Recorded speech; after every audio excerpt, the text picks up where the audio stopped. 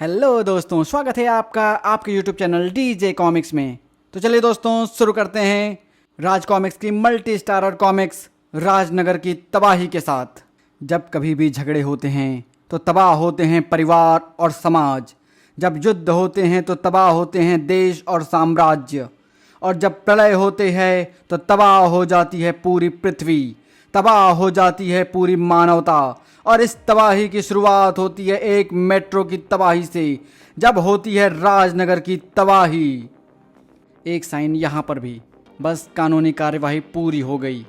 बधाई हो मिस भारती, अब आप इस कंपनी के 51% की हिस्सेदार हैं और अब से इस कंपनी का आधिकारिक रूप से नाम भारती कम्युनिकेशन लिमिटेड है। थैंक यू वकील साहब। वो सब तो हो गया, पर मेरा 35 करोड़ का चेक कहाँ है? ये रहा आपका चेक मिस्टर पहलेजा। आज से हम पार्टनर हैं और आज से कंपनी का मैनेजमेंट हम खुद देखेंगे। ज़रूर ज़रूर, क्यों नहीं। लेकिन अब मुझे जाने की इजाज़त दीजिए। आश्चर्य की बात है, पहलेजा कुछ तनाव में लग रहा है। 35 करोड़ का चेक मिलने से भी उसके चेहरे पर मुस्कान की एक लकीर तक नहीं आई। कुछ गड़बड़ लगती है। पहलेजा के तनाव की वजह साफ थी। डॉन पासा का दिया हुआ वक्त कल खत्म हो रहा है और यह चेक कैश होने में कम से कम 2-3 और लगेंगे। खैर, चेक तो हाथ में आ ही गया है। डॉन पासा को किसी न किसी तरह से एक और दिन का समय देने को पटा ही लूंगा। पहलेजा ने उस नाग को बिल्कुल नहीं देखा जो चुपचाप उसकी कार में घुसकर गुम हो रहा था। और इसी वक्त राजनगर में, मैं इस शहर में आ तो गया हूँ, लेकिन उस आदमी को कैसे चुनूंगा जिससे हमारा काम हो सके? लेकिन आदमी तो मिलेगा ही, और पास में ही कहीं पर। तैयार रहना, धमाका होने के बाद पुलिस के यहाँ आने तक हमारे पास सिर्फ 3 से 4 मिनट होंगे। बहुत समय है, इतनी देर में हम सारा माल उड़ा देंगे। ठीक है, लेकिन अगर पुलिस पहले आ गई तो उड़ा देना कमीनों को। मैं अब डेटोनेटर का हत्था दबा रहा हूँ। 1 2 3 हत्था दबा, लेकिन धमाका नहीं हो पाया। Star blade? इसका तो एक ही मतलब है, और वह यह है कि यहाँ पर आ चुका है राजनगर का रखवाला सुपर कमांडो ध्रुव। इसका एक और मतलब है, और वो ये कि तुम लोग सीधे जेल जा रहे हो, मुझे ये बताने के बाद कि तुम लोग किसके आदमी हो। ड्रैक! ओह, यह तो मुझे अपने काम के आदमी लग रहे हैं, क्योंकि ये मुझे उस आदमी तक पहुंचा सकते हैं जिससे मुझे काम है। यह दूसरा प्राणी इनको मेरे काम करने से रोक रहा है। मुझे इन लोगों को इसके चंगुल से बचाकर निकालना होगा। और अगले ही पल लबादे के अंदर से एक किरण निकलकर ध्रुव से आ टकराई और ध्रुव के चारों तरफ की हवा की परतें अपने अंदर से होकर गुजर रही प्रकाश के किरणों में विकृत करने लगी। ओह, यह क्या? कौन है ये लबादे वाला आदमी? प्रकाश की किरणों के विकृत होने से ध्रुव को देखने वाले दृश्य भी विकृत होने लगे। ओह, मुझे कुछ साफ साफ नहीं दिखाई दे रहे हैं। सुना तूने? यही मौका इस लड़के का सिर काट कर बॉस से इनाम लेने का। फिर सोचता क्या है, काम चालू कर दे। गोली मत मारना, इसको तो हम जानवरों की तरह पीट पीट कर मारेंगे। ओह, मैं इन पर वार करता हूं तो मेरा वार इधर उधर से निकल जा रहा है, और इनके वार मेरे बदन का ऐसे बरस रहे हैं जैसे बारिश में ओले। दृष्टिभ्रम के कारण मैं अपने वारों को ठीक से कनेक्ट नहीं कर पा रहा हूं। इसका कारण है यह लबादाधारी। अगर मैं इसको काबू में कर सकूं तो शायद मेरा दृष्टिभ्रम दूर हो। अरे, मुझे पूरा यकीन है कि इस बार मेरा वार नहीं चुका था, लेकिन ऐसा लगा जैसे मेरा वार इसके आर पार हो गया हो, जैसे ये कोई आदमी नहीं सिर्फ एक परछाई हो। पर कैसे? अब एक ही रास्ता है। अगर मेरी आंखें मुझे धोखा दे रही हैं तो मैं इनका इस्तेमाल नहीं करूंगा। अब मैं अपने उन ट्रेनिंग का इस्तेमाल करूंगा जो मुझे जुपिटर सर्कस में दी गई थी, अपने आंखों पर पट्टी बांधकर उड़ते पक्षी पर निशाना लगाने की। जरूरत तो है सिर्फ अपने दूसरी इंद्रियों को पूरी तरह से जगाने की, जैसे सुनने की शक्ति। ड्रैक! हवा में सरसराते शरीर की आवाज सुनो और वार करो। और सूंघने की शक्ति, हवा के बहने की दिशा और इन गुंडों के शरीर से आती बदबूदार महक मुझे यह बताने के लिए काफी हैं कि गुंडे मुझसे कितनी दूर और कहां पर खड़े हैं। मैंने इन मूर्खों को इस लड़के से इसलिए बचाया था ताकि ये बचकर भाग सकें और मुझे अपने नायक के पास ले चलें, लेकिन ये तो फिर से पिटने में व्यस्त हो गए। अब मुझे ही कुछ करना होगा, वरना इतनी देर की मेहनत व्यर्थ हो जाएगी। इस रूप में मैं ज़्यादा कुछ तो नहीं कर सकता, लेकिन वायुमंडल के साथ बहुत कुछ कर सकता हूँ। जैसे गन रेंज की मदद से इस लड़के को चारों तरफ की हवा को इतनी गाढ़ी कर सकता हूँ, इस लड़के को ऐसा लगे जैसे यह गोंद के गाढ़े घोल में चल रहा हो। अगले ही पल ध्रुव की बिजली से वार कछुए की चाल जैसे हो गए। यह क्या? ऐसा लग रहा है जैसे मैं चाशनी के घोल में चल रहा हूँ। अब तक गुंडे भी तौबा कर चुके थे। कौन है ये लबादे वाला? बार बार हमारी मदद क्यों कर रहा है? मदद कर रहा है तो कौन सा बुरा कर रहा है? इससे पहले कि यह शैतान की औलाद ध्रुव इस मुसीबत से भी बच निकलने का रास्ता ढूंढ ले, यहाँ से भाग ले। हाँ, भाग लो, ताकि मैं तुम्हारा पीछा करके अपनी मंजिल तक पहुँच सकूँ। ध्रुव के आंखों पर से बेल्ट उतारने तक मैदान खाली हो चुका था। भाग गए सब, वह लबादेदारी भी, पर वह था कौन? जहां तक मैं समझ पाया हूं, वह इन गुंडों के साथ नहीं था, क्योंकि उसने बैंक लूटने की कोई कोशिश नहीं की। लेकिन वह था कौन और इन गुंडों को बचाने की कोशिश क्यों कर रहा था? कुछ भी हो, एक बात तो साफ है, उसके जाते ही हवा में एकाएक आया गाढ़ापन खत्म हो गया है। इन सवालों के सारे जवाब वहां पर थे जहां पर वह रॉकेट भारतीय कम्युनिकेशन के उपग्रह से संबंधित कुछ महत्वपूर्ण जानकारी लेकर जा रहा था। और वह जगह थी चांद के दूसरी तरफ के अंतरिक्ष में तैरता एक विशाल अंतरिक्ष यान। और इसी यान में मौजूद थे इस षड्यंत्र के सूत्रधार। खेल शुरू हो चुका है नंबर 2। अब हम इस ग्रह के प्राणियों के हाथों ही इस ग्रह का जीवन को रहित करेंगे। इमेज ने अपना काम बखूबी निभाया है, लेकिन आपकी जो योजना है उसमें काफ़ी समय लग सकता है नंबर 1। और कहीं इस दौरान क्रूटो वालों ने हमें ढूंढ लिया तो? शांत नंबर 2। हम जानते हैं कि इस वक्त हम अपने प्लून साम्राज्य के जाने दुश्मन क्रूटो साम्राज्य वालों के इलाके में हैं, और यही कारण है कि हम यहाँ पर लड़ाकू यान के बजाय ये मामूली सा माल ढोने वाला यान लेकर आए हैं। अगर हम पकड़े भी गए तो व्यापारी होने का बहाना बनाकर बच सकते हैं, लेकिन अगर हमने इस ग्रह पर कब्जा कर लिया तो हम यहाँ से बैठे बैठे पूरी क्रूटो जाति को नष्ट कर सकते हैं, क्योंकि इस ग्रह पर उस घातक द्रव्य का प्रचुर भंडार है जिसकी एक बूंद पड़ते ही क्रूटो प्राणियों के शरीर गल जाते हैं। और वह द्रव है पानी, हाइड्रोजन और ऑक्सीजन गैसों का एक घातक मिश्रण। और उसको पाने के लिए इस ग्रह पर कब्जा करना बहुत ज़रूरी है। अगर ऐसा था तो हमको अपने लड़ाकू यान लेकर आना चाहिए था। जानता है तू नंबर 2 क्यों है? क्योंकि तुम मूर्ख है। अगर हम इस ग्रह पर हमला करते तो अब तक क्रूटो हमारा सफाया कर देते। बात समझ में आ गई नंबर 1। हमला करते ही उनको हमारी उपस्थिति का पता चल जाता। लेकिन एक बात मुझे अभी तक समझ में नहीं आई, आपने अपने प्लान की टेस्टिंग के लिए इस राजनगर नाम के शहर को ही क्यों चुना? कई कारण हैं नंबर 2। एक तो हम इस ग्रह के प्राणियों के बारे में ज़्यादा कुछ नहीं जानते, लेकिन इतना जरूर जानते हैं कि अगर पृथ्वीवासियों को हमारा उपस्थिति का पता चल गया तो उनका विज्ञान हमको नष्ट करने में भी सक्षम है। वैसे भी इस ग्रह पर असाधारण शक्तियों वाले कई प्राणी हैं जिनसे हमको बचकर रहना है। हमको डर सिर्फ क्रूटो से नहीं, इन प्राणियों से भी है। लेकिन यह असाधारण प्राणी और उच्च तकनीक का विज्ञान ज़्यादातर इन ग्रह के पश्चिमी गोलार्ध में है, और राजनगर पूर्वी गोलार्ध में पड़ता है। पूर्वी गोलार्ध के प्राणी हमारा प्रतिरोध नहीं कर पाएंगे, और एक बार राजनगर की तबाही का प्रयोग सफल हो गया तो पश्चिमी गोलार्ध को तबाह करने में ज़्यादा वक्त नहीं लगेगा। और अपनी विभिन्न असर वाली किरणों को सैटेलाइट के जरिए पृथ्वी पर डालकर हम ऐसे ऐसे खौफनाक मंजर पैदा कर सकते हैं जो राजनगर को तबाह कर देंगे। हमारे द्वारा राजनगर में भेजी गई इमेज इसी तबाही की एक योजना की शुरुआत है। नंबर 1, हमारी सर्च पार्टी सैटेलाइट की तलाश करके वापस आ गई है। वाह, उनको तुरंत अंदर भेजो। और फिर यही है वह सैटेलाइट नंबर 1, हमने चेक किया है। इसका सीधा कनेक्शन राजनगर स्थित एक कंट्रोल स्टेशन से है। वाह, सारी गुत्थियां सुलझ गईं। अब तुम लोग देखो नंबर 1 का कमाल। न जाने यह नंबर 1 का दुर्भाग्य था या नागराज का कि वह सैटेलाइट भारतीय कम्युनिकेशन लिमिटेड की थी, जिसका मालिक था नागराज। तुम्हारे दिमाग की जितनी भी दाद दी जाए कम है नागराज। कौन कहता है कि तुम बिजनेसमैन नहीं हो? तुमने जिस तरह से पहलेजा को संभाला वह हर किसी के बस का काम नहीं है। पहलेजा काफ़ी आसानी से मान गया। इसका कारण कुछ और ही लगता है भारती। और क्या कारण हो सकता है? अभी वह कुछ पक्का नहीं है भारती, लेकिन पता चलने पर तुमको बताऊंगा ज़रूर। ठीक है, लेकिन फ़िलहाल इतना तो बता दो कि एकाएक राजनगर जाने का मूड कैसे बन गया?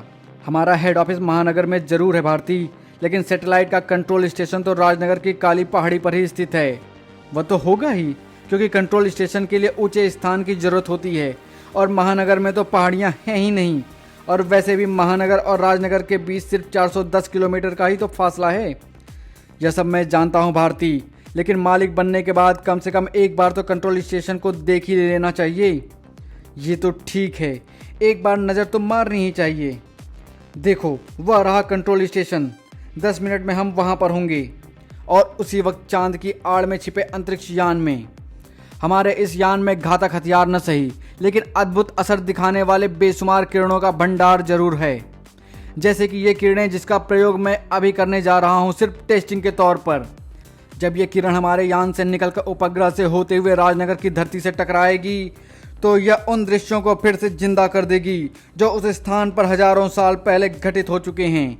यानी फिर से जिंदा हो उठेंगे लाखों साल पहले का पृथ्वीवासी, जिसको आज से पृथ्वीवासी प्रागैतिहासिक मानव कहते हैं, जो पत्थर के हथियारों से विशालकाय और खूंखार पशुओं को नष्ट कर देता था।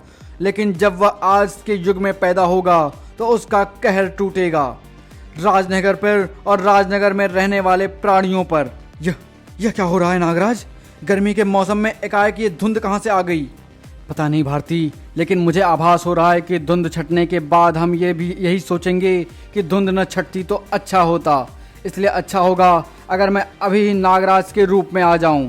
नागराज की सर्प इंद्री एकदम सही संकेत दे रही थी, क्योंकि धुंध छटते ही दृश्य बदल चुका था। ओ माय गॉड, यह क्या? कंट्रोल स्टेशन गायब हो गया है और उसकी जगह पर दिखने लगी एक प्राचीन गुफा, और उस गुफा में रहने वाले पाषाण युग के प्रागैतिहासिक मानव। यह क्या हो रहा है नागराज? कैसे हो रहा है? पता नहीं भारती, समझ में नहीं आता कि कुछ ही सेकेंडों में हम लगभग 5 लाख साल पीछे कैसे पहुंच सकते हैं। पर अब इनके इरादे क्या हैं? इरादे तो पता नहीं भारती, लेकिन कम से कम इनके इरादे नेक तो नहीं हैं। नागराज, इनकी तादाद तो बेशुमार है। ये तो गुफा से निकलते ही चले आ रहे हैं। तुम पीछे हो जाओ भारती, ये हम पर हमला करने के लिए आ रहे हैं। मैं इनको संभालता हूँ। अगले ही पल नागराज की कलाइयों से सर्प छूटे, लेकिन आदि मानव ऐसे जीवों के साथ रहने के अभ्यस्त थे क्योंकि सांप बिच्छू भी उनके भोजन में शामिल थे। ओह, इन्होंने सांप के जहरीले हिस्से को अलग काटकर उसे खाना शुरू कर दिया है। ऐसे तो ये मेरी पूरी सर्प सेना का ही विनाश कर देंगे। इनसे दूसरी तरह से निपटना होगा। अगले ही पल असंख्य नागों की शक्ति वाले नागराज की शक्तिशाली भुजाएं हवा में लहरा उठीं। ये तरीका भी ज़्यादा समय तक काम नहीं आएगा, क्योंकि एक तो इन आदि मानवों की संख्या बहुत ज़्यादा है और दूसरे इनमें से शक्तियाँ भी बहुत ज़्यादा है। मेरे वार भी इन पर खास असर नहीं कर पा रहे हैं। वैसे भी मार मार कर रोकने के समय ज़्यादा लगेगा। अब मुझे वह अस्त्र प्रयोग में लाना ही पड़ेगा जो इन सबको एक साथ रोक सकेगा, और वह है मेरी विस्फुंकार। पहले मैं इसका प्रयोग इसलिए नहीं कर रहा था क्योंकि इनका सबको एक साथ रोकने के लिए मुझे जिस मात्रा में विस्फुंकार का प्रयोग करना पड़ेगा उसमें इनकी जान जाने का खतरा है, और यह मैं नहीं चाहता था, पर अब मुझे यह रिस्क लेना ही पड़ेगा। नागराज की विस्फुंकार ने उसकी तरफ बढ़ते आदिमानवों को रोक तो लिया था, लेकिन नागराज इधर देखो, बाकी आदिमानव राजनगर की तरफ भाग रहे हैं। हे देव कालजयी, अगर ये आदिमानव राजनगर तक पहुंच गए तो तबाही मच जाएगी। न जाने कितनी जानें चली जाएंगी। मुझे इनको रोकना होगा। क्या सोचते हैं नंबर 1? ये पृथ्वीवासी इन जंगलवासियों को रोकने में कामयाब हो जाएगा?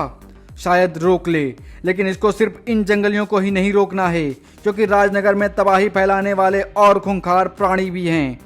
ऐसे प्राणी जिनका शिकार ये शक्तिशाली और बहसी आदि मानव भी झुंड में ही कर पाता था। खूंखार प्रागैतिहासिक मानव जैसे विशालकाय मैमथ। ओह, ये तो एक प्रागैतिहासिक पशु है, मैमथ, और ये आदि मानव इससे घबराकर वापस भाग रहे हैं। मुझे सबसे पहले इसी को रोकना होगा, वरना इन आदि मानवों को कुचलने के बाद ये राजनगर में घुसकर ही भी तबाही मचा सकता है। इस विशालकाय जीव को खत्म करने के लिए मेरी सर्प सेना और विस्फुंकार बेअसर साबित होंगी।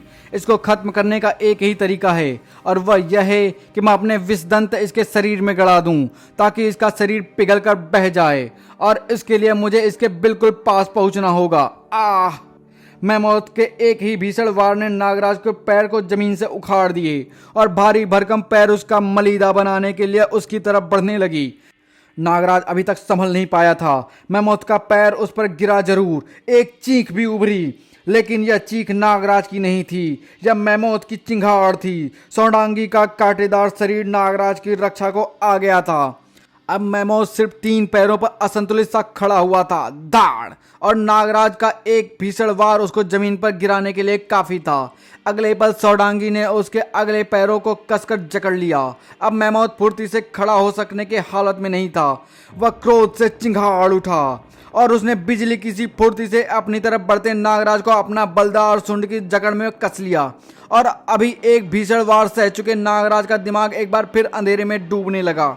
आह, इसकी पकड़ मेरे सीने को दबाव डाल रही है। मेरी सांस रुक रही है। बेहोश होने से पहले जवाबी हमला करना होगा। सौडांगी, तुम इसके पैर छोड़कर इसकी गर्दन को कस लो। सौडांगी तुरंत इशारा समझ गई। मेमोत की गर्दन अब सौडांगी के शिकंजे में थी। वह अभी सांस नहीं ले सकता था। सुंड का शिकंजा अपने आप खुल गया और नागराज के जहर भरे दांत मेमोत की खाल में आ गड़े और अगले पल मेमोत का शरीर पानी की तरह गलकर बहने लगा। कई आंखों के लिए यह करिश्मा इतना आश्चर्यजनक था जिसको कोई भगवान ही कर सकता था। यह पूरा दृश्य किसी और को भी चकित कर रहा था। यह सब क्या हो रहा है नंबर 2? ये जंगली प्राणी राजनगर की तरफ भागते भागते रुक जो गए और ये इस पृथ्वीवासी के सामने झुककर क्या कर रहे हैं? इस पृथ्वीवासी का अद्भुत कारनामा देखकर ये जंगलवासी उसको भगवान समझ बैठे हैं। जिस प्राणी का शिकार ये कई जंगली मिलकर बड़ी मुश्किल से कर पाते हैं, उसको इसने अकेले ही खत्म कर दिया। वैसे भी जिस प्रकार इसके शरीर से पतले पतले प्राणी निकलकर बाहर आ रहे हैं, उससे तो मैं भी चकित हूँ। मैंने पृथ्वीवासियों के बारे में गहन अध्ययन किया है, लेकिन ऐसी शक्ति तो इन पृथ्वीवासियों में नहीं है जो पश्चिमी गोलार्ध में रहते हैं। अब यह आदि मानव राजनगर पर हमला नहीं करेंगे। ऐसा है तो इस प्रयोग को यहीं पर खत्म कर दो। पृथ्वी के पूरे इतिहास का फिर से अध्ययन करो और ऐसे प्राणियों की तलाश करो जो खूंखार भी हो और ऐसे छोटे मोटे चमत्कारों से किसी को भगवान न मान बैठे। जो आदेश नंबर 1, और फिलहाल इस किरण को बंद कर दो। और राजनगर की काली पहाड़ी पर स्थित कंट्रोल स्टेशन के पास। ये शांत हो गए भारती। तुम्हारी शक्तियाँ देखकर ये तुमको अपना भगवान समझ रहे हैं। ये तो मैं भी समझ रहा था, लेकिन इनसे ये पता करना बहुत जरूरी है कि ये आखिर ये आए कहाँ से। सुनो मेरी बात ध्यान से। अरे ये क्या हो रहा है? सब कुछ गायब हो रहा है। देखो नागराज, कंट्रोल स्टेशन फिर से वापस आ गया है। कमाल है, सब कुछ वैसे का वैसा हो गया है जैसा अभी कुछ हुआ ही नहीं था। लेकिन इन सब घटनाओं का मतलब क्या था? मुझे तो कुछ समझ नहीं आ रहा है भारती, पर राजनगर में एक ऐसा शख्स जरूर है जो शायद कुछ समझ सके, और वह है सुपर कमांडो ध्रुव। ओह, रात भर की गश्त के बाद घर आओ तो ऐसा लगता है जैसे जन्नत मिल गई हो। लेकिन बात क्या है, कोई नज़र नहीं आ रहा है। न ही मम्मी और न ही, ओह ये तो मर गया। ट्रैक! श्वेता! ये तो श्वेता की चिल्लाने की आवाज़ है। घबराना मत श्वेता, मैं आ रहा हूँ।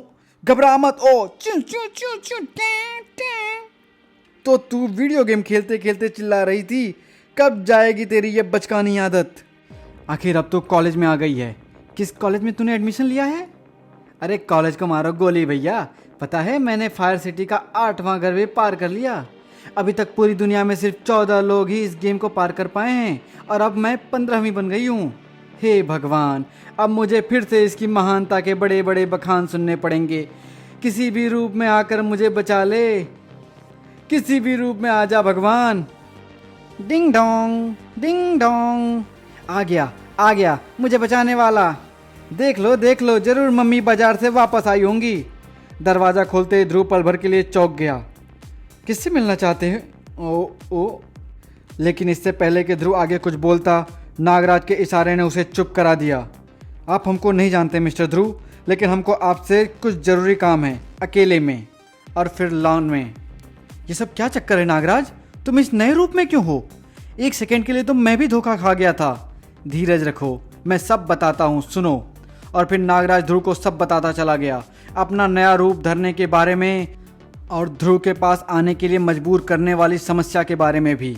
ओह, और फिर वे आदिमानव एकाएक गायब भी हो गए। हाँ, चिंता वाली बात तो यह है कि वे सभी राजनगर की तरफ भागकर आ रहे थे। अगर वे यहाँ पहुँच जाते तो काफ़ी खून खराबा कर सकते थे। ओह, अगर यह हादसा एक बार हो चुका है तो दोबारा भी हो सकता है। तुम यहीं पर रुककर श्वेता के साथ गप्पे मारो भारती। मैं नागराज के साथ जाकर कंट्रोल स्टेशन का इलाका चेक करके आता हूँ। और इसी वक्त राजनगर के दूसरे हिस्से में तो तुम लोग बैंक नहीं लूट पाए, एक ज़बरदस्त प्लानिंग के बावजूद भी, क्योंकि वहाँ पर सुपर कमांडो ध्रुव आ गया था।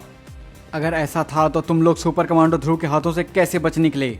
बताओ कमांडर नताशा को बताओ, क्योंकि इनको मैंने बचाया। तुम कौन हो? तुम यहाँ तक कैसे आ गए? तुम्हारे आदमियों का पीछा करते करते इनको उस लड़के से बचाने के पीछे मेरा मकसद यही था। ओह, क्या चाहते हो हमसे? पहले अपने आदमियों को बाहर भेजो, फिर बताता हूँ। और उस रहस्यमयी स्पेसशिप में, वाह, इमेज ने भी अपना शिकार ढूंढ लिया। मैंने भी राजनगर को तबाह करने का तरीका ढूंढ लिया है। नंबर 1, 16वीं शताब्दी के एक बर्बर और खूंखार सेना। शाबाश, ये मध्यकालीन युग के सैनिक किसी भी चमत्कार से प्रभावित होने वाले नहीं हैं। और जब ये राजनगर में घुसेंगे तो ऐसी तबाही मचेगी कि आहा, मजा आ जाएगा। उधर ध्रुव और नागराज कंट्रोल स्टेशन पर पहुंच चुके थे। यही वह जगह है ध्रुव। इस वक्त जहां पर कंट्रोल स्टेशन है वहां पर एक गुफा उभर आई थी। सारे आदि मानव उसी से बाहर निकले थे, लेकिन इस वक्त तो यहाँ पर कोई भी निशान नहीं है। उनके पैरों के निशान तक नहीं है। सब कुछ गायब है, जैसे कभी कुछ हुआ भी ना हो। कहीं ऐसा तो नहीं नागराज कि किसी अजीबोगरीब घटनाक्रम में फंसकर तुम और भारतीय भूतकाल में चले गए हो कुछ समय के लिए? नहीं ध्रुव, अगर ऐसा होता तो राजनगर की वे इमारतें भी गायब हो गई होती जो हमको इस स्थान से दिखाई पड़ती रहती हैं। पर वे इमारतें उस समय भी नजर आ रही थीं। नागराज, उधर से ये तूफान जैसी आवाज कैसी आ रही है? धूल भी उड़ रही है। नागराज ने भी उधर नजर घुमाई और उसकी आंखें फैलती चली गई। हे देव कालजयी, ये तो मध्यकालीन युग के एक सेना है ध्रुव, और ये राजनगर पर हमला करने जा रही है। राजनगर पर एक और हमला, पहले आदिमानवों का और अब एक मध्यकालीन सेना का। यह सब हो क्या रहा है? मैं स्टार ट्रांसमीटर पर राजनगर पुलिस हेडक्वार्टर को खबर तो भेज सकता हूँ, लेकिन जब तक वे लोग इनको रोकने की तैयारी करेंगे तब तक वो ये बर्बर सैनिक कई राजनगर वासियों को मौत के घाट उतार चुके होंगे। इनको यहीं पर रोकना होगा, लेकिन ये तो हजारों की संख्या में हैं। हम 2 लोग इनको रोकेंगे कैसे ध्रुव? तुम्हारे पास तुम्हारी सर्प सेना है नागराज, और मेरे पास है जानवरों से बात कर सकने की शक्ति। तो फिर आओ, हो जाए 2 से हजारों का मुकाबला, लेकिन इनको जान से न मारने का ख्याल रखना नागराज। जो कुछ हो रहा है उनमें इनका कोई गलती नहीं है। और 2 रणबांकुरे उस बर्बर सेना का रास्ता रोकने के लिए मैदान में आ डटे। अगले ही पल कई नुकीले हथियार दोनों की तरफ लपके।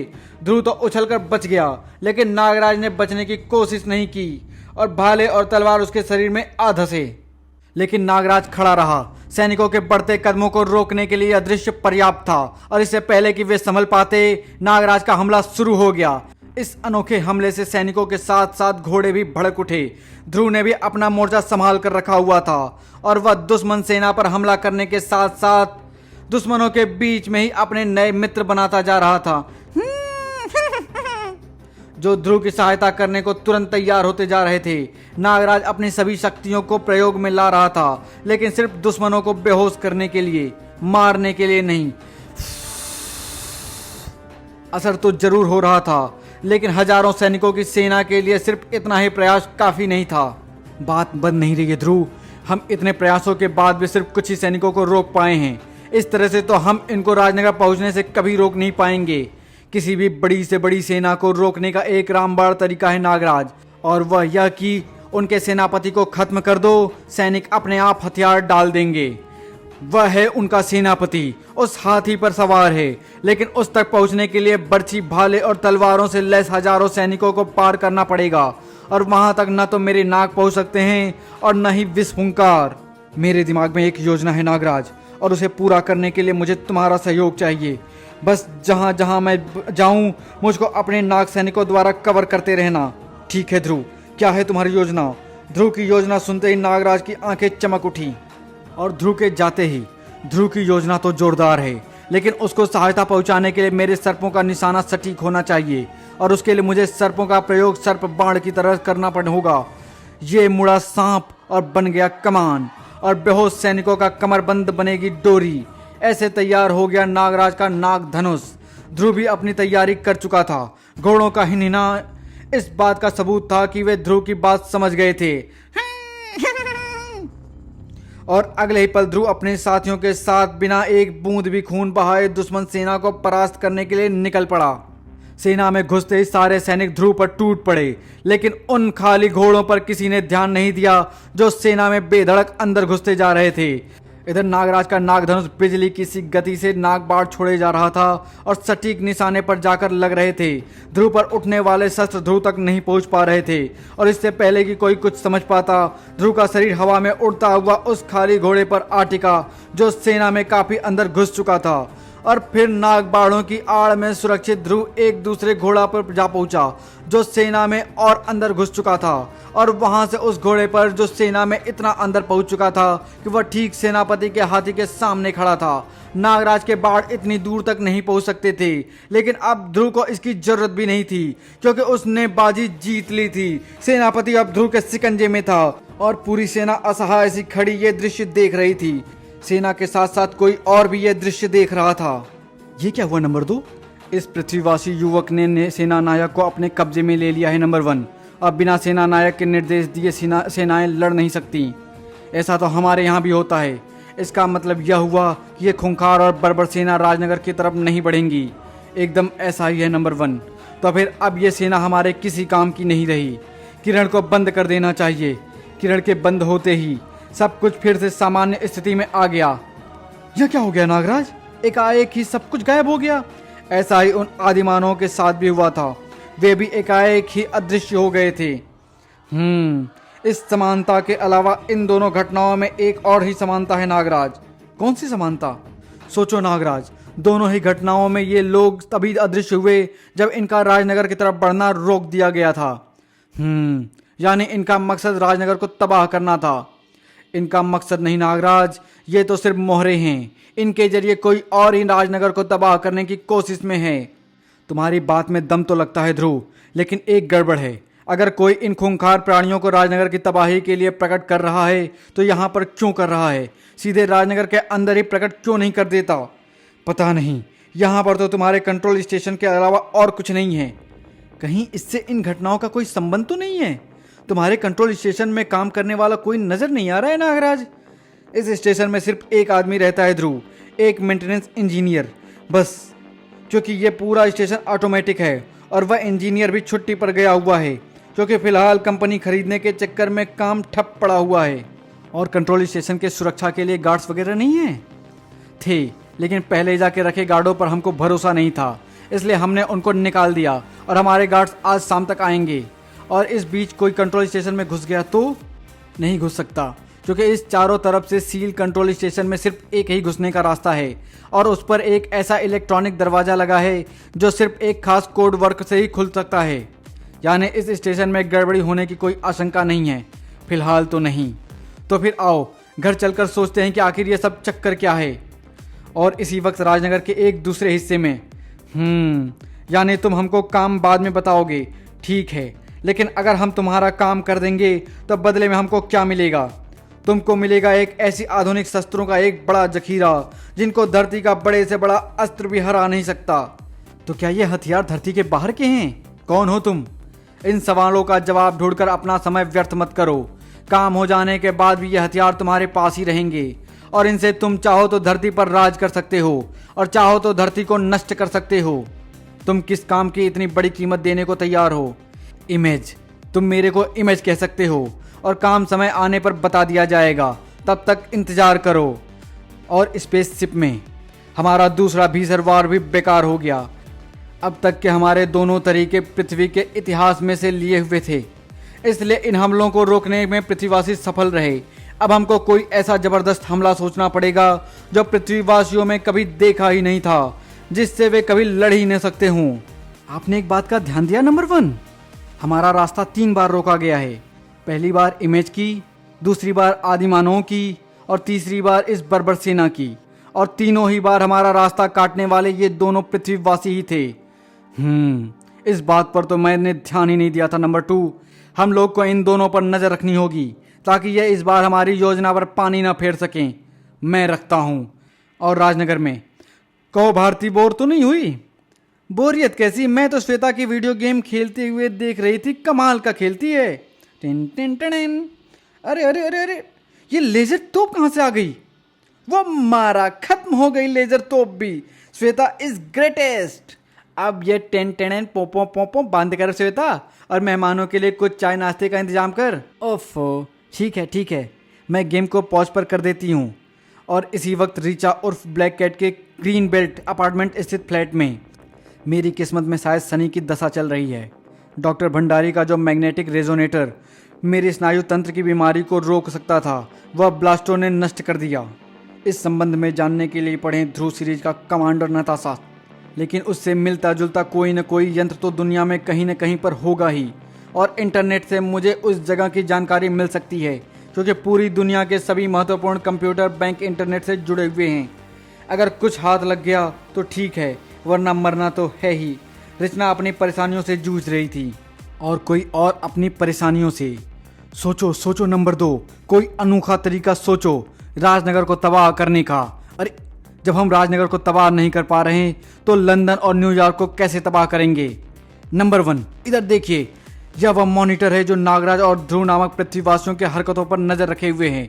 देखिए इस वक्त उस पर क्या आ रहा है। अरे इस मॉनिटर की स्क्रीन पर तो अजीबोगरीब सी तस्वीर आ रही है। नंबर 2, ऐसा दृश्य तो मैंने पृथ्वी पर कहीं नहीं देखा। यह कोई सही दृश्य नहीं है। नंबर 1, यह वीडियो गेम है। यह एक प्रकार का इलेक्ट्रॉनिक खेल है जिस पर पृथ्वीवासी भविष्य के खेल खेलते हैं। भविष्य के खेल? वाह, अगर ये खेल वास्तविक होकर राजनगर में उतर जाए तो क्या होगा। नंबर 2, तबाही। नंबर 1, तो तुम तुरंत इस वीडियो गेम कैमरों की नकल करके इस आकृति को किरण के द्वारा राजनगर में भेजने की व्यवस्था करो।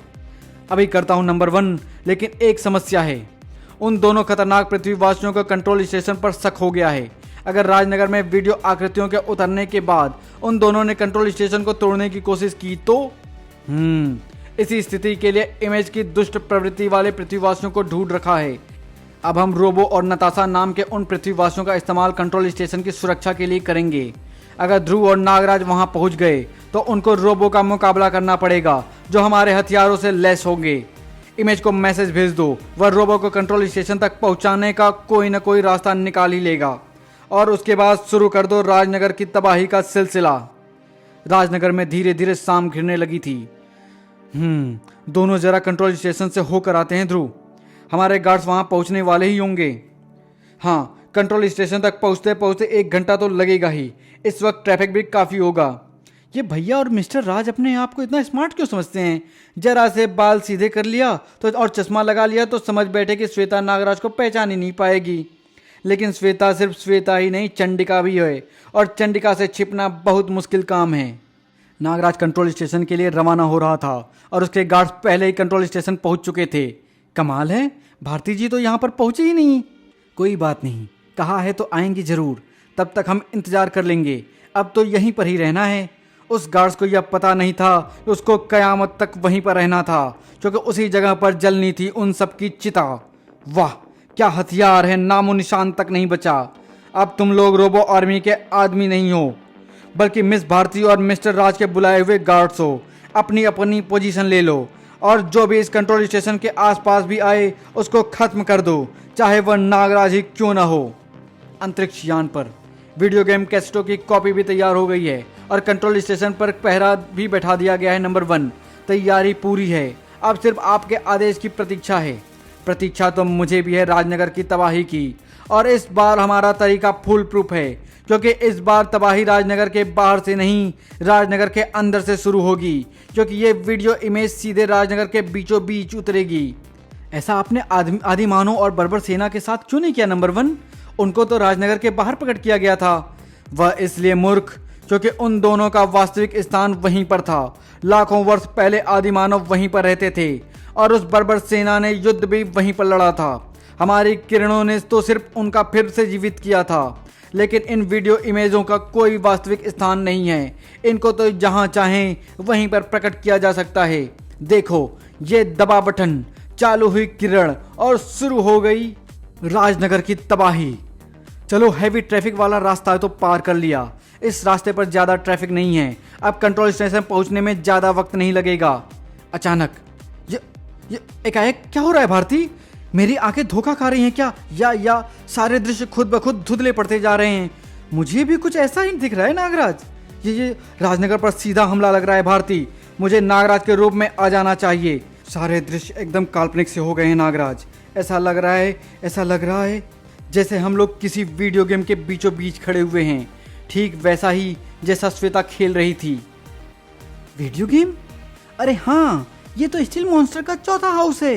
ये वीडियो गेम तो मैंने भी खेला हुआ है नागराज। अच्छा, और तुम्हारा नाम क्या है? अभिषेक। तो अभिषेक, इस गेम में आगे क्या होगा? वैसे तो यहाँ पर एक स्टील सॉक आती है, लेकिन फिलहाल तो कहीं नजर नहीं आ रही है। नागराज, अभिषेक, जो ओह, मेरी कार एक स्टील सॉक में बदल गई और भारती उसी के अंदर है, और वहां से कुछ किलोमीटर की दूरी पर। वीडियो गेम में तो तू सचमुच में अच्छा खेलती है श्वेता। किससे सीखा है तूने यह? चंडिका से। वह तो मुझसे भी बड़ी उस्ताद है। चंडिका? ओह, वह सुपर रहस्यमय कन्या, तुम्हारी बेस्ट फ्रेंड। उसके पास भी तुम्हारी तरह फालतू टाइम। कैप्टन ध्रुव, 5th एवेन्यू पर बड़ी अजीबोगरीब सी घटना हो रही है। कैसी घटना रेनू? 5th एवेन्यू का पूरा इलाका एक वीडियो गेम के सेट सा बन गया है। ऐसा लग रहा है जैसे वह असली इलाका नहीं बल्कि टीवी स्क्रीन पर चल रहा वीडियो गेम हो। तुमको कैसे पता चला? और पुलिस हेडक्वार्टर से मेरे पास मैसेज क्यों नहीं आया? मैं उसी एरिया के पास गश्त कर रही थी। सारे ट्रांसमिशन गड़बड़ हो रहे हैं, मैसेज साफ नहीं आ रहे हैं, इसलिए मैंने फ़ोन करने के बजाय यहाँ आकर ही तुमको उस खबर देना ज़्यादा उचित समझा। ओह, यह भी जरूर राजनगर की तबाह करने की कोशिश है। तीसरी कोशिश? पहली दो कब हुई थी? लौट कर बताऊंगा। ठीक है भैया, मैं चंडिका से संपर्क करने की कोशिश करती हूँ। किस लिए? तुम्हारी मदद के लिए। वीडियो गेम का मामला है तो इसमें चंडिका तुम्हारी काफ़ी मदद कर सकती है। ट्रांसमिशन सचमुच जाम हो रहे थे। यह क्या, स्क्रीन पर एकाएक डिस्टरबेंस क्यों आने लगा? खैर, मैं कंप्यूटर की मदद से पता कर लूंगी इस डिस्टरबेंस का केंद्र कहाँ पर है, और यह भी कि इस डिस्टरबेंस का कारण क्या है। कारण जानने में थोड़ा समय जरूर लगा, लेकिन कारण जानकर ऋचा की आंखें फैलती चली गईं। Oh my God! डिस्टरबेंस का मुख्य केंद्र एक संचार उपग्रह का कंट्रोल सेंटर है जो काली पहाड़ी पर बना हुआ है। लेकिन इस वक्त सैटेलाइट से जो सिग्नल कंट्रोल स्टेशन तक आ रहे हैं वे ऑडियो विजुअल सिग्नल नहीं हैं। ये कुछ अजीब से सिग्नल हैं और मुझे पूरा यकीन है कि सारी गड़बड़ इन सिग्नल्स के कारण ही है। ब्लैक कैट को इस मामले की तक पहुंचना ही होगा, और राजनगर के 5th एवेन्यू पर इस स्टील सॉक पर तो मेरी सारी शक्तियां बेअसर हैं। इसको खत्म कैसे किया जा सकता है अभिषेक? वैसे तो इसको पावर सोर्ड से खत्म किया जा सकता है, लेकिन यहाँ पर तलवार तो कहीं है ही नहीं। काश इस वक्त कहीं से पावर सोर्ड मिल जाती। अरे, मेरे सोचते ही मेरे हाथ में पावर सोर्ड आ गई। यानी यह वीडियो गेम दृश्य सिर्फ चीज़ों के रूप ही नहीं बदलता, बल्कि असली गेम की तरह उनको हराने की शक्ति भी देता है, और वह भी सोचते ही। अब क्या अभिषेक?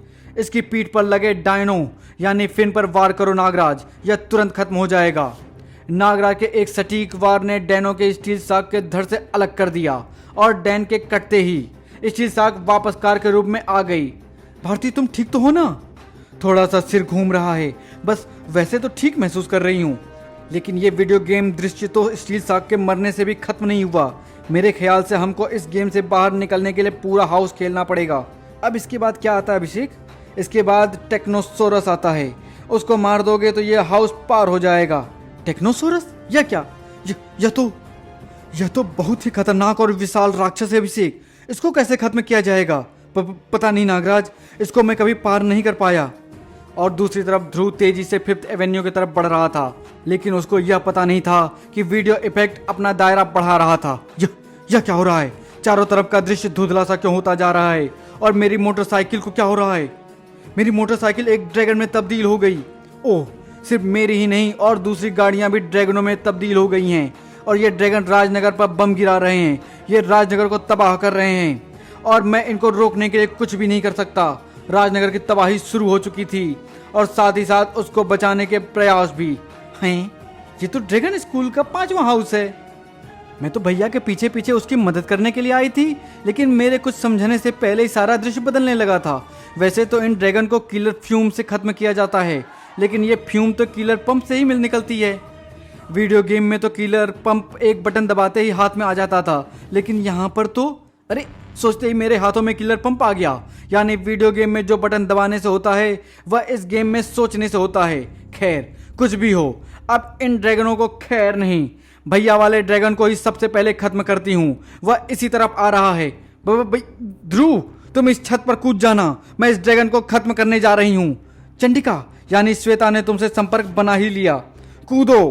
किलर फ्यूम की चपेट में आते ही ड्रैगन खत्म होना शुरू हो गया, और ध्रुव के साथ साथ उसकी मोटरसाइकिल भी अपने वास्तविक रूप में आकर छत पर आ गिरी। ड्रैगनों को खत्म करने वाली ये गन तुमको कहाँ से मिली चंडिका? अगर ये गन मेरे पास भी होती तो मैं भी ड्रैगनों को खत्म करने में मदद कर सकता था। ये गन नहीं, किलर पंप है ध्रुव, और इसका ध्यान करते ही यह पंप तुमको भी मिल जाएगा। मिल जाएगा? ये क्या मतलब है? ऐसे ही हवा में से मिल जाएगा? हाँ, तुम सोचो तो। और ध्रुव ने ध्यान लगाते ही, वाह, सचमुच यानी वीडियो गेम में जो बटन दबाने से होता है वह यहाँ सोचने से ही हो जाता है। ठीक समझे। अब इस पंप में से फायर करने पर फ्यूम निकलेगी। सारे ड्रैगन इसकी महक से खींचे चले आएंगे और फ्यूम के संपर्क में आते ही खत्म हो जाएंगे। खत्म हो जाएंगे यानी ये अपने वास्तविक रूप में आ जाएंगे, वाहनों के रूप में। तो लो, ये किया मैंने फायर। किलर फ्यूम ड्रैगनों के अपनी तरफ खींचने लगी और उसके संपर्क में आते ही ड्रैगन वापस वाहनों के रूप में बदलने लगे। यह क्या हो रहा है नंबर 2? ये दोनों तो मिलकर राजनगर में तबाही फैलाने वाले ड्रैगनों को खत्म कर रहे हैं। ये इनका नहीं, इस पंप का कमाल है। ये पंप इनको कैसे मिल गया? क्योंकि वीडियो गेम में ये ड्रैगन इस किलर पंप से ही मरते हैं। हर खेल की तरफ वीडियो गेम में कुछ नियम होते हैं नंबर 1, और मैं इन नियमों को नहीं बदल सकता हूँ। वीडियो गेमों के जो भी प्राणी जिस भी हथियार से खत्म होते हैं वह हथियार इनको सोचते ही मिल जाएगा। मैं इनको नहीं रोक सकता नंबर 1। रोक सकते हो। इनको किसी ऐसे वीडियो गेम में डाल दो जहां पर ना तो प्राणी हो और न ही हथियार। इनको किसी भी ऐसी भूल भुलैया में डाल दो जहां पर से ये राजनगर की तबाही के बाद ही निकल पाएं, और अगले ही पल ध्रुव और चंडिका के आसपास का दृश्य बदल गया। यह क्या हुआ चंडिका? यह हम कहां पर आ गए? ये तो डंजन एंड ड्रैगन की भूल भुलैया लगती है। ये गेम मैंने बहुत पहले खेला था, तब यह सब उसमें नहीं था। यह उस गेम का नया रूप लगता है, और इससे कैसे बाहर निकला जाएगा यह मुझे नहीं पता। कोई बात नहीं चंडिका, सामने 3 सुरंगें दिख रही हैं। इनमें से एक सुरंग बाहर जाने का रास्ता है, और यह सिर्फ कोशिश करने से ही पता लग सकता है कि वह सुरंग कौन सा है। आओ, हमारे पास वक्त नहीं है। हमको तीनों सुरंगों में एक एक करके तलाशना होगा ताकि हमको सही सुरंग का पता चल सके। नागराज के पास भी वक्त नहीं था। इसको खत्म करने का तरीका तो मुझे भी पता नहीं है, लेकिन शायद ये पावर सोर्ड कुछ असर दिखा सके। लेकिन पावर सोर्ड इस मैकेनोसोरस के शरीर से टकराते ही चूर चूर हो गया और नागराज का शरीर शिकंजे में कस गया, और वह शिकंजा नागराज को अपनी मौत की तरफ ले जाने लगा, यानी अपने मुंह की तरफ और कंट्रोल स्टेशन पर। अजीब से हथियार लिए कई सारे गार्ड्स कंट्रोल स्टेशन की रखवाली कर रहे हैं। लगता है मेरा शक गलत नहीं है। यहाँ पर जरूर कुछ गड़बड़ है, और वह गड़बड़ क्या है वह ये गार्ड मुझे बताएगा। गार्ड का मुंह चिल्लाने के लिए खुला जरूर, लेकिन उसमें से आवाज नहीं निकली। ब्लैक कैट की एक झलक उसके होश का फाख्ता कर देने के लिए काफी था, और उसके बाद उसके चिल्ला सकने की सारी संभावनाएं खत्म हो गई। अब वह सिर्फ फुसफुसा सकता था। क्या कर रहे हो तुम यहाँ पर? यह हथियार कहाँ से आए तुम्हारे पास? हम भारतीय कम्युनिकेशन के गार्ड्स हैं। यह हथियार भी हमको उन्होंने ही दिए हैं, और हमको आदेश है कि जो भी इस कंट्रोल स्टेशन के आसपास आए उसे उड़ा दिया जाए। ऐसा हथियार तो मैंने आज तक नहीं देखा। इसमें गोलियां कैसे भरते हैं? इसमें से गोलियां नहीं, विखंडन किरणें निकलती हैं लड़की, जो किसी भी वस्तु को एक पल के 100वें हिस्से में हवा कर सकती हैं। और अब अगर तूने हिलने की कोशिश की तो तेरा भी यही हाल होगा। बता, कौन है तू? यहाँ किस लिए आई है? इधर ब्लैक कैट रोबो के आदमियों के बीच फंसी हुई थी, और उधर ध्रुव और चंडिका उस भूल भुलैया में। ये तीसरी सुरंग है चंडिका, लेकिन इसका रास्ता भी हूबहू पहली दोनों सुरंग की तरह ही है। हाँ, और इसका मतलब है कि हम फिर उसी जगह पर वापस निकल आएंगे जहां पर से ये तीनों सुरंगें शुरू होती हैं। ये तो अजीब भूल भुलैया है। जहां से चलो फिर वहीं पर आ जाते हैं। आखिर बाहर निकलने का रास्ता कोई ना कोई तो होगा ही, लेकिन वह रास्ता ये सुरंग नहीं है। ऐसी ही एक भूल भुलैया मारियो के गेम में भी थी, चौथे हाउस का चौथा घर, लेकिन उसमें ऊपर चढ़कर नीचे उतरने से सही रास्ता अपने आप मिल जाता है, पर इसमें ऐसा भी कोई रास्ता नजर नहीं आया। इसका मतलब यह है कि रास्ता कहीं और होगा। यह सुरंग सिर्फ धोखा देने के लिए है, और उस रास्ते का संबंध उन गोलों से जरूर है, क्योंकि यहाँ पर यही एक ऐसी चीज है जो बाकी चीजों से अलग नजर आ रही है। देखते हैं इसको खटखटाने से क्या होता है। पहले गोले पर वार करने से कुछ नहीं हुआ, लेकिन दूसरे गोले पर वार होते ही एक नई सुरंग नजर आने लगी। वाह, ये तो रास्ता बन गया, पर अंदर कुछ नजर नहीं आ रहा है। काफी अंधेरा है। कहीं यहाँ पर कोई खतरा तो नहीं? हम जब तक यहाँ पर खड़े रहेंगे राजनगर की करोड़ों जानों पर खतरा मंडराता रहेगा। हमको जल्दी से जल्दी यहाँ पर से निकलकर राजनगर की तबाही को रोकना है, और उसके लिए मैं हर खतरा उठाने को तैयार हूँ। आओ। और अंदर पैर रखते ही दोनों के शरीर तेजी से फिसलते चले गए। ओ माय गॉड, ये तो जायंट स्लाइड है ध्रुव। हम बहुत तेजी से नीचे फिसल रहे हैं। अगर नीचे हमारी स्पीड को कम करने के लिए कोई चीज़ न हुई तो हमारी हड्डियां बदन से अलग हो जाएंगी। लेकिन उसकी नौबत नहीं आई। नीचे तक पहुंचते पहुंचते स्लाइड का ढलान काफ़ी कम हो चुका था। पता नहीं अब हम बाहर निकलकर किस मुसीबत में फंसने वाले हैं। लेकिन जिस जगह पर ध्रुव और चंडिका बाहर निकले वहां पर कोई और मुसीबत में था। नागराज? ओह, यह तो हम इसील मॉन्स्टर के गेम में आ गए और यह टेक्नो मैक्नोसोरस है। इससे बचने की कोशिश मत करो नागराज। जितना कसमसाओगे यह उतना ही तुमको चबाता चला जाएगा। तुम जादुई रसायन का ध्यान करो और हाथ में आते ही उसको तुरंत पी जाना। जादुई रसायन? तो यह है इस मैक्नोसोरस का तोड़। नागराज ने जादुई रसायन पीते ही सब कुछ सामान्य अवस्था में आ गया। ध्रुव, चंडिका, तुम लोग यहाँ पर कैसे आ गए? हम एक दूसरे गेम में फंसे हुए थे। न जाने कैसे हम उस गेम से इस गेम में आ गए तुम्हारे पास।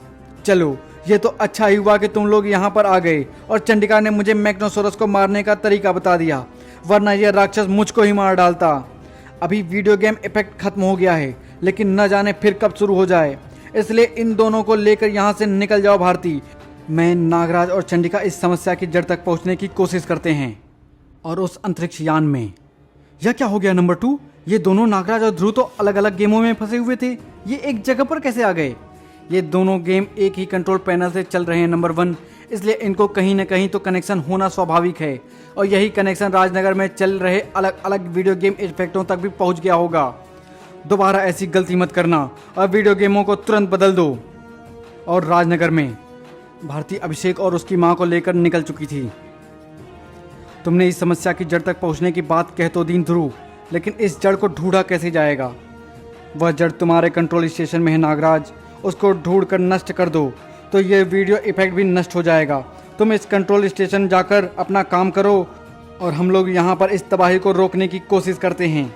ओके ध्रुव, गुड आइडिया। नागराज तुरंत कंट्रोल स्टेशन की तरफ रवाना हो गया। हम लोग तबाही को कैसे रोकेंगे ध्रुव? हमारा दुश्मन हर बार गेम बदलता जाएगा और हम लड़ते लड़ते थक जाएंगे।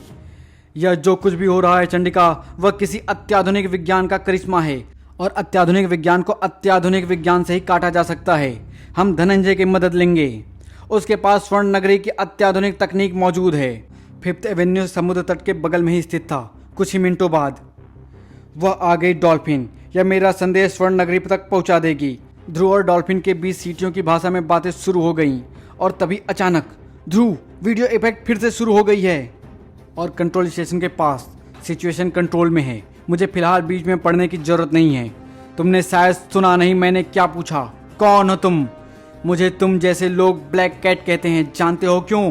क्योंकि मेरा पहनावा बिल्ली जैसी है, हरकतें बिल्लियों जैसी है और मेरा हथियार भी बिल्लियां हैं। Jennifer attacks!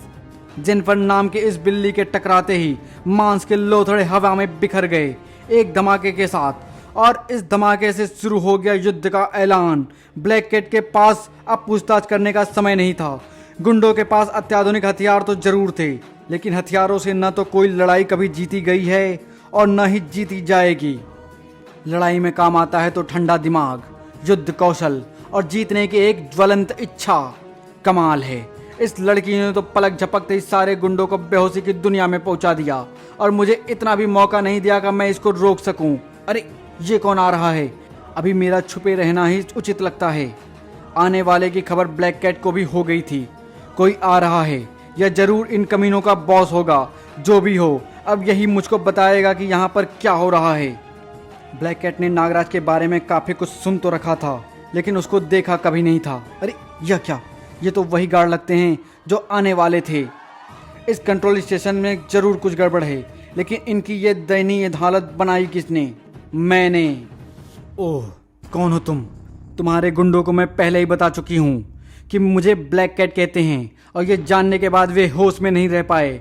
अब तुम मुझे बताओ कि तुम कौन हो? इस कंट्रोल स्टेशन पर तुम्हारे आदमी क्या कर रहे हैं? हालांकि तुम मुझे अपनी पोशाक से ही अपराधी लग रही हो और मैं तुम्हारे सवालों का जवाब देने को बाध्य नहीं हूँ, लेकिन फिर भी बेकार के झगड़े से बचने के लिए बताता हूँ। ये कंट्रोल स्टेशन मेरे दोस्तों की सैटेलाइट कंपनी का है और ये इस कंट्रोल स्टेशन के गार्ड थे जिनको तुमने बेहोश कर दिया। ओह, तो ये गुंडे तुम्हारे गार्ड थे? तो जरा यह भी बता दो कि इनके पास ये हथियार कहाँ से आए जो विखंडन किरण छोड़ते हैं और देखने से ही पृथ्वी के नहीं बल्कि दूसरे ग्रह के लग रहे हैं। मुझे नहीं मालूम कि ये हथियार कहाँ से आए। यह बात तो सिर्फ ये गार्ड्स ही बता सकते हैं। ओह, यानी तुम ये नहीं जानते कि तुम्हारे ही आदमी हथियार कहाँ से लाए। लगता है उंगली टेढ़ी करनी पड़ेगी।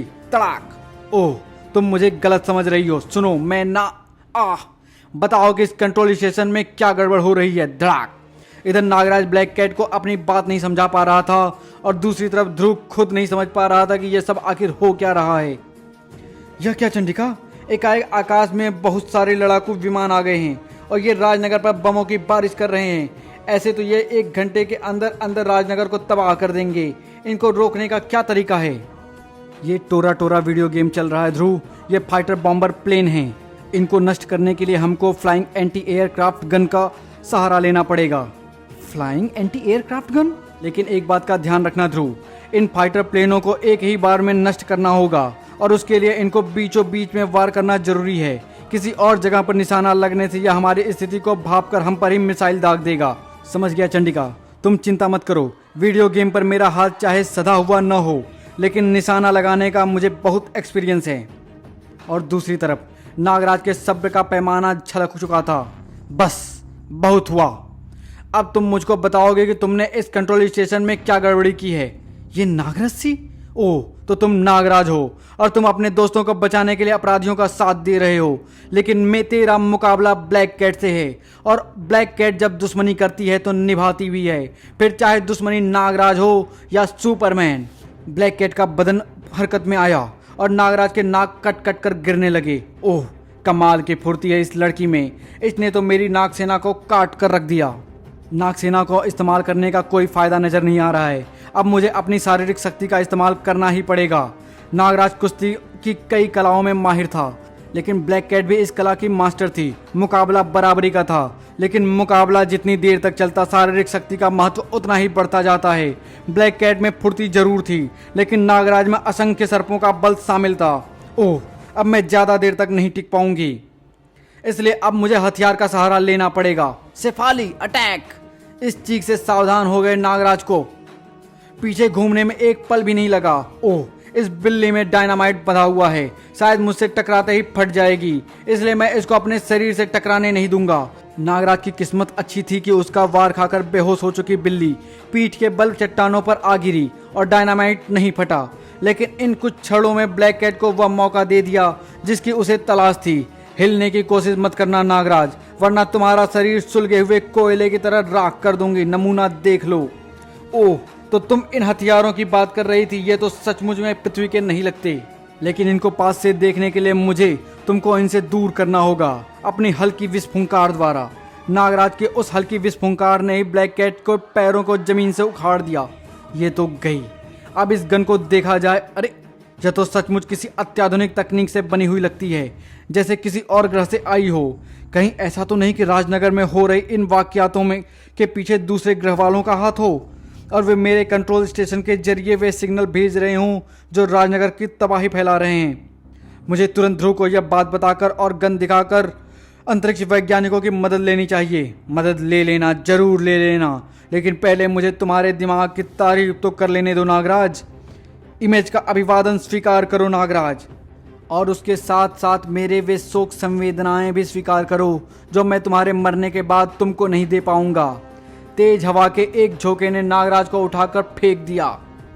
ओह, लेकिन तुम मुझ पर वार क्यों कर रहे हो? कौन हो तुम? मुझसे क्या दुश्मनी है तुम्हारी?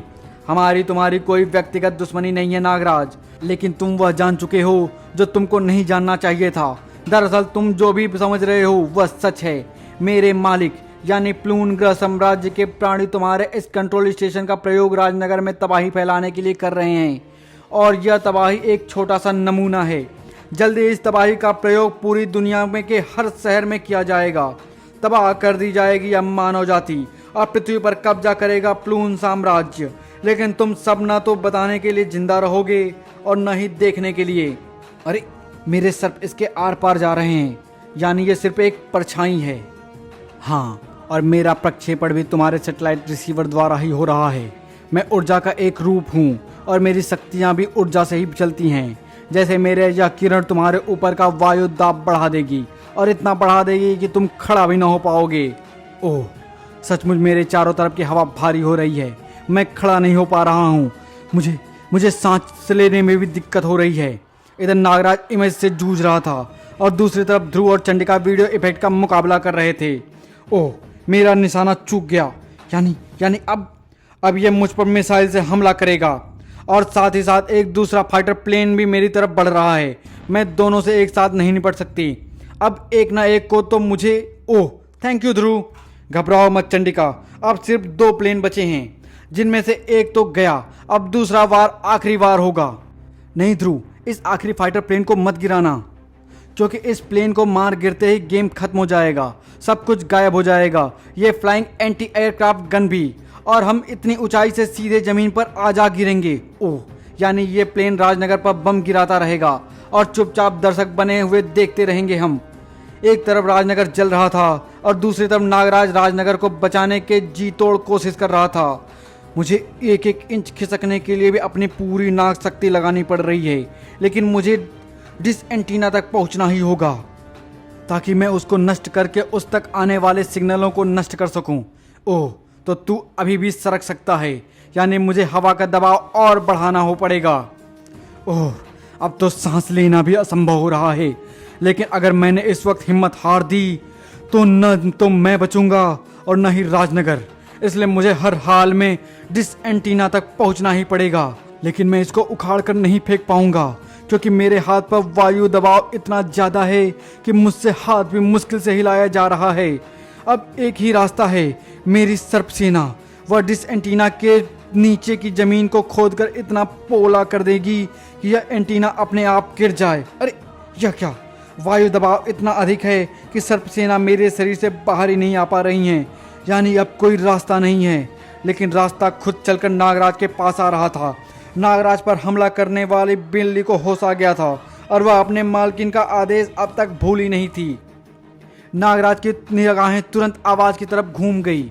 यह बिल्ली यह होश में आ गई और यह फिर से मुझ पर हमला कर रही है, यानी वायु दबाव मुझ तक ही सीमित है, वरना यह बिल्ली ऐसी छलांग नहीं लगा पाती। अगर मैं अपना पैर हिलाकर इस बिल्ली को सही जगह पर एक सही किक लगा सकूं, तो यह बिल्ली ही मेरा वह हथियार बन जाएगी जो इस डिस एंटीना को नष्ट कर सके। नागराज की किक एकदम सटीक थी।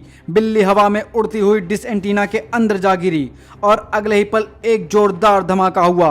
डिस एंटीना के टुकड़े चारों तरफ हवा में उड़ने लगे। स्पेसशिप से आने वाली सिग्नलों का संपर्क टूट गया और संपर्क के टूटते ही इमेज अपने आप गायब होने लगा और नागराज के ऊपर बना हुआ वायु दबाव भी गायब हो गया।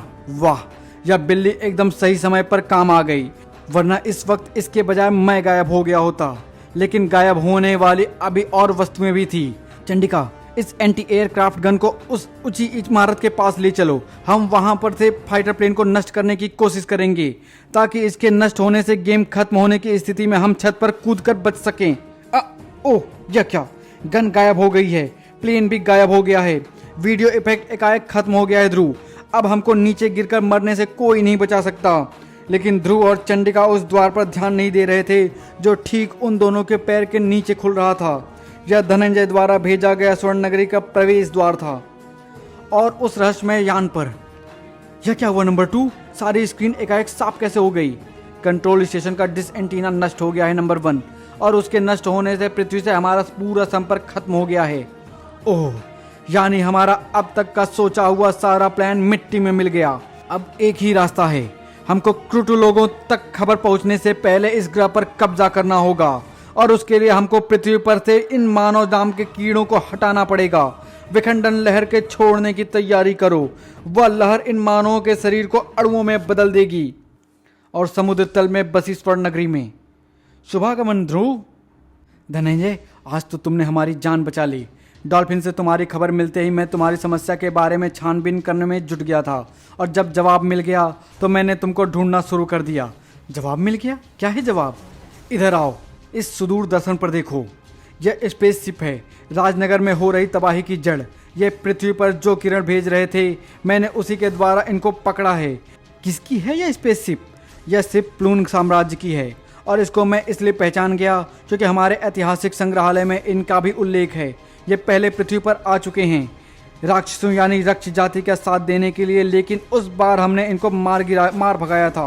धनंजय ध्रुव को प्लून और क्रूट साम्राज्य की दुश्मनी के बारे में बताता चला गया। लेकिन अभी इनको कैसे रोकोगे? तुम लोगों के पास हथियार तो हैं ही नहीं। हथियार हैं ध्रुव, लेकिन हम उनका प्रयोग नहीं करते। क्यों? क्योंकि इनका प्रयोग महाघातक होता है। एक बार में पूरा ग्रह तक नष्ट हो सकता है। लेकिन अब हमको अपने आयुधों का प्रयोग करना ही पड़ेगा धरती की रक्षा के लिए। ये देखो, ये है वह अस्त्र जिसको तुम ब्रह्मास्त्र के नाम से जानते हो। इस एक शस्त्र का धमाका ही इस पूरे विशालकाय यान को जीवन रहित कर देगा। तब तो अंतरिक्ष में घूम रही हमारी सारी सैटेलाइट भी नष्ट हो जाएगी।